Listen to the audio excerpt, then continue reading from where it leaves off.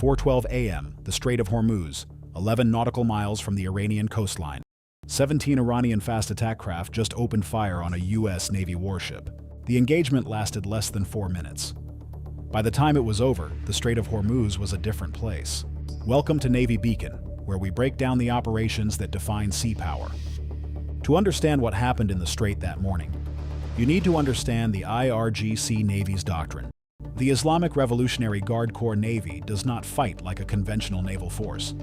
It does not deploy aircraft carriers or cruisers. It does not seek water engagements.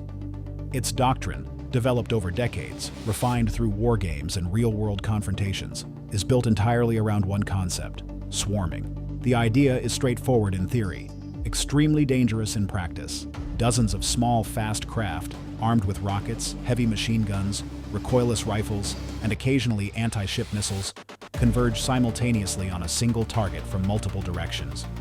The defending ship cannot engage all contacts at once. Its point defense systems have limited engagement rates.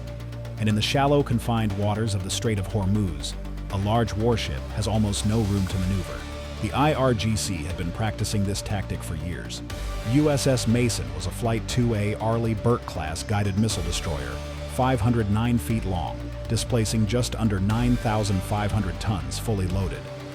She carried 96 VLS cells, a 5-inch deck gun, 2 Phalanx CIWS mounts, and an SH-60 Seahawk helicopter. She was not a small ship. She was not an easy target. But she was transiting the Strait of Hormuz at 4:12 a.m., and the IRGC had been watching her for 2 hours. The intelligence picture available to Fifth Fleet before Mason entered the strait was incomplete, not blank, incomplete. AP-8, Poseidon maritime patrol aircraft conducting surveillance over the Gulf had logged an unusual concentration of IRGC fastboat activity approximately 3 nautical miles north of Mason's intended transit route. The log was filed at 3:47 a.m. It noted, and this is the exact language from the declassified summary: elevated small craft activity consistent with routine patrol operations. 17 vessels operating in close proximity in the early hours of a Tuesday morning was categorized as routine. The analyst who made that call was working his 9th consecutive hour of monitoring duty. He had seen the same pattern: IRGC craft shadowing U.S. ships through the strait more than 60 times in the previous 18 months. It was routine until it wasn't. USS Mason's commanding officer, Commander Sarah Lindqvist, was briefed on the P-8 contact log at 3:58 a.m., 14 minutes before her ship entered the danger zone. The brief described the activity as low threat. She ordered the crew to elevated readiness, 1 level below general quarters, as a standard precaution for any strait transit. At 4:11 a.m., the tactical picture changed. The 17 fast craft, classified as a mix of Siraj-class fast attack boats and locally produced fiberglass hull speedboats, had been running without radar emissions, maintaining separation, moving slowly. Camouflage through normalcy. In the dark, with their navigation lights off, they looked like fishing boats to a casual scan. At 4:11:43 a.m., they accelerated simultaneously, all 17, from 3 different approach vectors. The first warning came from Mason's SH-60B Seahawk, Ghost Rider 71, which had been airborne on routine patrol 60 feet above the water 2 miles ahead of the ship. The pilot, Lieutenant Commander James Farrell, saw the boats accelerate on his forward-looking infrared camera and immediately called it. Mason, Ghost Rider, multiple fast movers converging on your position. 17 contacts. This is not routine. He had that transmission out before the boats were within weapons range. 14 seconds. That was the margin. General quarters sounded aboard USS Mason at 4:58 a.m. The ship had been at elevated readiness, meaning most of the key battle stations were already manned within 90 seconds, not the standard 4 minutes. At 4:12:31 a.m., the lead elements of the IRGC formation, 7 boats coming from the north, angled to hit Mason's starboard bow, opened fire. The weapons used in the initial volley were a mix of 107mm unguided rockets, essentially artillery rockets mounted on improvised boat launchers, and heavy DSHK 12.7mm machine gun fire.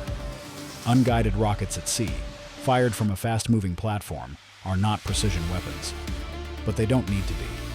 At 400 meters, a 107mm rocket is lethal against topside personnel and sensors. 3 hit the water within 80 meters of Mason's hull. 1 impacted the forward section of the ship. It struck the anchor windlass housing on the forecastle. Not a critical system. No penetration of the pressure hull, no flooding. But it created a hole in a U.S. Navy warship, and it killed 1 sailor. Petty Officer First Class Antonio Rivera had been at his forward weapons station when the rocket hit. He was 29 years old. He had 8 years in the Navy. He was the only fatality of the engagement. His death is the part of this story that the tactical analysis tends to compress into a sentence. It shouldn't be. Within 60 seconds of the first contact opening fire, Commander Lindqvist authorized weapons free against all contacts displaying hostile intent. The 5-inch/54 caliber deck gun, the Mark 45, opened fire on the nearest cluster of fast boats at 4:13:04 a.m. The gun fires at 20 rounds per minute. Each projectile weighs 70 pounds. At 400-meter range, a single hit detonates a fast attack boat. The first 3 rounds landed short, a targeting correction delay as the fire control solution updated to track the maneuvering boats. The 4th and 5th rounds destroyed 2 vessels simultaneously. The Seahawk, Ghost Rider 71, had cleared to a safe altitude. Lieutenant Commander Farrell was coordinating the tactical picture from above, providing Mason with contact positions that her own radar was having trouble maintaining. The fast boat's low profile and high speed were causing tracking dropouts in the ship's surface search radar. He called the bearing and range of the flanking group, 6 boats coming in from Mason's port quarter. The ship was already turning hard to port to deny those boats a broadside aspect. Aboard Mason, the Mk 38 25mm chain gun on the port bridge wing opened fire on the nearest boat at 4:13:19 a.m. The chain gun fires at 200 rounds per minute. In 12 seconds of sustained fire, it put 240 25mm rounds into a 40-foot fiberglass speedboat at 300 meters. The boat came apart.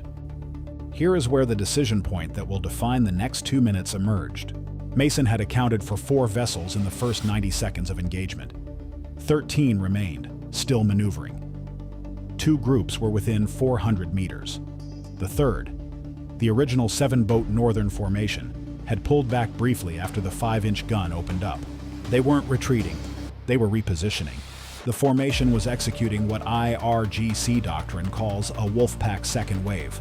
The initial boats draw defensive fire, identify the ship's weapons arcs, and the second wave exploits the blind spots created when the ship is engaged in one sector. At 4:14:01 a.m., Commander Lindqvist faced a specific choice. The northern group, now repositioned, was moving into a firing position off Mason's bow. Her 5-inch gun could not depress far enough to engage at close range. The phalanx was optimized for missiles, not surface contacts, though it could engage. The Seahawk was her best offensive asset against that group. Armed with a door-mounted M60 and an AGM-119 Penguin anti-ship missile, but using the Penguin against fast boats in close proximity to Mason was a calculated risk. The missile had a minimum arming range. At the current closure speed of the northern group, that window was narrow. Option A, hold the Seahawk back and engage the northern group with Mason's own guns, accepting that the firing solution would be difficult at close range. Option B, launch the Penguin against the northern group while they were still at viable range, accepting the risk of a miss and the loss of the Seahawk's remaining offensive capability. Option C, order Mason to full speed ahead. Use the ship's speed and size to break through the encirclement and put distance between her and all contact groups, sacrificing tactical engagement for survivability. What would you do in those 30 seconds? Drop your answer in the comments, A, B, or C, because Commander Lindqvist made her decision in 22 seconds. She chose option C, full ahead. Mason surged to 32 knots, her maximum sustained speed, and turned 40 degrees to starboard, driving through the gap between the repositioned northern group and the remaining portside contacts. The Seahawk went to work with its door gun on the scattered portside group as Mason accelerated away. The decision exposed the ship to a closing salvo from the northern boats. 2 rockets fired at high speed as Mason passed at 400 meters. Both missed. One landed 30 meters ahead of the bow. Mason was through. At 4:15 a.m., 3 minutes and 18 seconds after the first shot was fired, USS Mason had broken clear of the engagement zone and was accelerating south into the Gulf of Oman. Behind her, 7 IRGC fast boats confirmed destroyed or disabled, 4 more showing no movement on Ghost Rider 71's FLIR.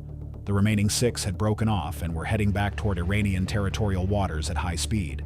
At 4:16 a.m., 2 MH-60S Seahawks from USS Baton, an amphibious assault ship operating 40 miles south, were already airborne and heading toward the strait at maximum speed. They didn't need to fire.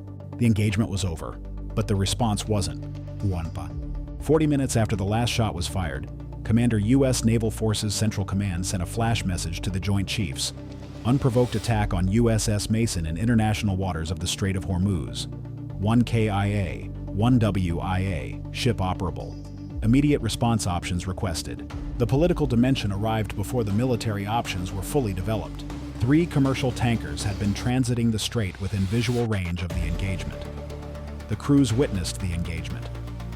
Cell phone video. Low quality. Night vision green.